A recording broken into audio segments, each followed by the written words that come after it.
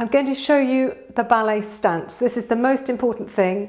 It's an active position. Even standing uses energy and exercises core muscles if you do it right, and you need to stand right for every exercise. So this is very important. So stand next to a bar or a chair that's the right height, so you're holding the back of it as long as it's very steady. Put your feet into parallel first, and now rock forwards onto your toes, onto demi-point. Rock back onto your heels, and now using the muscles at the top of your legs, rotate your legs outwards. These are your turnout muscles. These muscles have to stay engaged all the time. Now put your toes down, push your toes into the floor. Imagine that each foot is a triangle and your toes are the widest point. Really spread your toes and push them into the floor, and think of your little toe particularly. So don't roll in, don't roll out. Try and get a really nice flat foot on the floor. Now pick up your knees.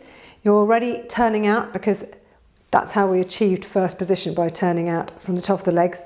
So imagine that your legs are still actively turning away from each other like two barbershop spirals spiraling outwards, so that you're aiming for the backs of your knees to touch. Not really physically possible, but that's what you're aiming for. So this is pulled up and actively turning out. So now moving to the pelvic floor, imagine a lift. A person walks into a lift, they go up to the first floor, hold it there, and now the second floor. So that's where you should hold your pelvic floor. Now imagine a strap between your hip bones and pull that in. So pelvic floor is up and lower abdominals in. And now imagine muscles under your armpits and pull those down so that you pull your shoulders down. And so your pelvic floor is coming up, your shoulders are coming down. You should have a nice, strong, compact torso now. Increase the distance between your shoulders and your earlobes. Grow from the crown of your head, and now look at something that isn't going to move. Place your hand on the bar and rise into demi-point position. If you're holding really, really strongly, you should be able to take your hand off and just balance and come down slowly off demi-point and into first position. Okay, now relax. Get back into that position for every single exercise that we do. So that's your starting point. Okay, now we're going to look at positions of the feet. We're going to use 3 positions. So the first one is the one we went into with the ballet stance. So that's with your toes pointing outwards and your heels touching. Just make sure that you're not rolling in and you're not rolling out. You're just planting your feet on the floor. Second position, you point your foot along the floor through demi-point to a point and then lower through demi-point to a flat foot. That's second position. It's about shoulder width apart. The feet are still pointing in exactly the same position that they were pointing in first position. And then the third position we're going to look at is here. This is third position, where your heel is just after the joint of your toe. Here's my toe joint and here's my heel. And my feet are still in the same turned out position that they were in first.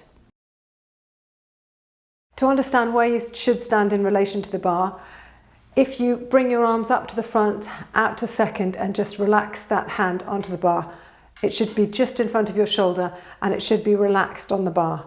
When you do the level 1 exercises, that's facing the bar, so obviously your hands are exactly opposite your elbows, facing the bar. Okay. I'm going to talk about arm positions. Imagine you have a child's hoop in front of you here. Your arms are going to go up to the top of the hoop, then smooth around the edges of the hoop until you get to this position called second position. In this position, your arm should be relaxed, and if I poured water on my shoulder, it would drip off my index finger. And then I come down to this rounded position at the bottom.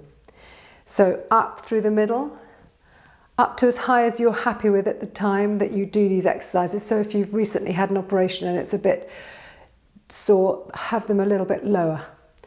So now I can get my arms to here and come down through second. So it's a circular position. I do use some arm movements with the exercises later on, so just copy me as I do them. I do one position, which is an arabesque position, where you look over the top of your hand and it's a forwards line. So you can choose to start the exercises just having your hands on your hip if you don't want to think about the arm as well. But with the port de bras, which is just an arm exercise, you need to be away from the bar and do both arms at the same time. Okay. Okay, I'm just going to tell you a brief introduction to plies. Plies are a good exercise because they stretch all the muscles of the legs, they warm up our muscles for future exercises, and they also help you to increase your turnout. So a demi-plie is a plie that goes just down as far as you can without your heels lifting off the floor. Your knees should be over your toes, and you should go down with a bit of resistance and up with resistance. It's not a quick down and up like a knee bend. You're holding your turnout all the way down and you're controlling the descent and then increasing your turnout as you come up so that you're rotating your legs outwards, aiming to touch the backs of your knees together. We are going to do plies in first position and in second position, and in level 2 in third position. So in the level 2 we're going to do full plies where your heels do come off. They only come off when you reach the limit that you can stretch the back of your calf without your heels coming off. Then they come off just into the bottom, and now they go on again as soon as they can and stretch up. So we're going to do a full plie in first and third at level 2. When you do a full plie in second, your heels don't come off the floor. You go down to demi-plie, down to full plie, back to demi-plie, and up without your heels coming off the floor. For tendu and glissé, you're strengthening the arch of your foot and increasing the speed of your footwork. So for a tendu, you push your foot along the floor to quarter point, half point, and then a point, and then come back the same way with floor pressure, half point, quarter point, and back in again. So you go out to a point and back, and you can do that to the front, the side, and the back. Glissé is exactly the same, except it comes off the floor because you push the floor even harder. So there's even more floor pressure. So it gets to a point faster. Point and close. I'm going to tell you about rond de jambe and fondu. In rond de jambe, you're drawing a D shape with your toe. So your foot starts in second, it goes to the back, through first, to the front and out to the side, and you hold your turnout, trying to increase it all the time. There are two directions it can go in. It can either go outwards, which is called en dehors, or it can come inwards, en dedans.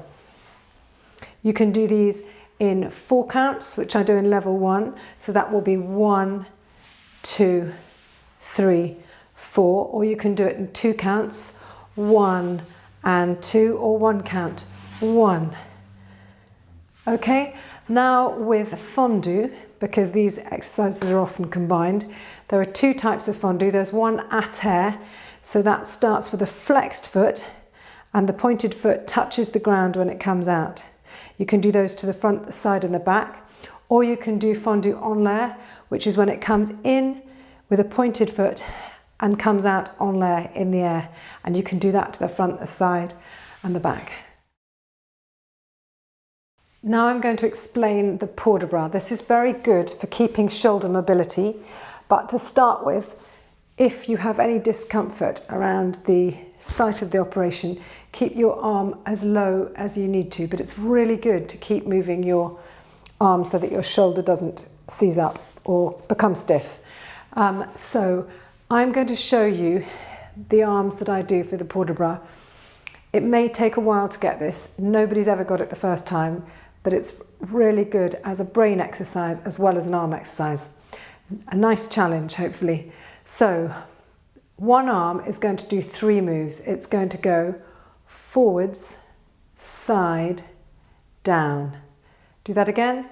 Forwards, side, down. The other arm is going to do 4 moves. It's going to go forwards, up, side, down. And do that again. Forwards, up, side, down. So now we combine the 2 arms. This arm's going to do 3 moves.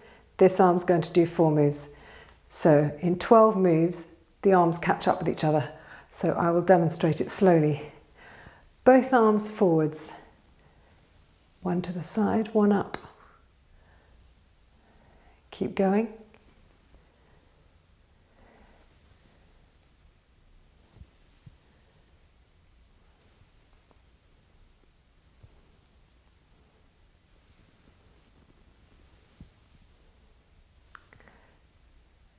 And then they catch up with each other after 12 moves, because 3 times 4 equals 12. As we combine the two sides, we're just going to do a demi-plie to relax the legs a bit and stretch out to the side, form a nice diagonal line and plie in and stretch out to the other side. Now we're going to do it with the other arm. So this arm is going to do 3 moves, this arm is going to do 4 moves. So are you ready? Both arms forwards. One arm's doing 4 moves, one arm's doing 3 moves.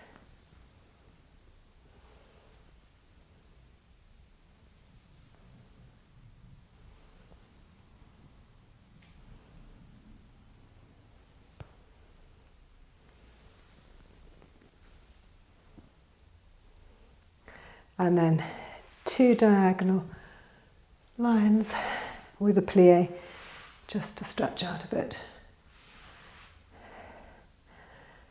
The best way to learn this is to teach it to somebody else, and you can teach it simply with the arms parallel, forwards, side, down, and the other arm forwards, up, side, down.